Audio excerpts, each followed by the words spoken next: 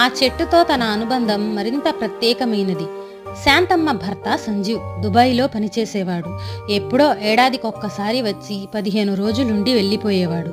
అతను దుబాయ్లో ఉన్నప్పుడు పంపిన ఉత్తరాలను ఆ చెట్టు కిందే ఏకాంతంగా కూర్చొని చదువుకునేది. తిరిగి జాబు అక్కడే రాసేది. పిల్లాడు పుట్టాక ఆ చెట్టు కిందే ఆడిస్తూ అన్నం తినిపించేది. పాటలు పద్యాలు అన్నీ ఆ చెట్టు సాక్షిగానే సాగాయి.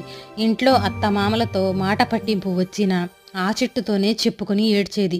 పుట్టింట్లో అన్నా వదినా మర్యాద తక్కువైనా చెప్పుకోవటానికి ఆ చెట్టే దిక్కు. అన్నదమ్ములంతా ఆస్తిని పంచుకోవాలనుకున్నప్పుడు కేవలం ఆ చెట్టు కోసమే మిగిలిన వాటా డబ్బులు చెల్లించి ఆ ఇంటిని తీసుకోమని భర్తను కోరింది శాంతమ్మ.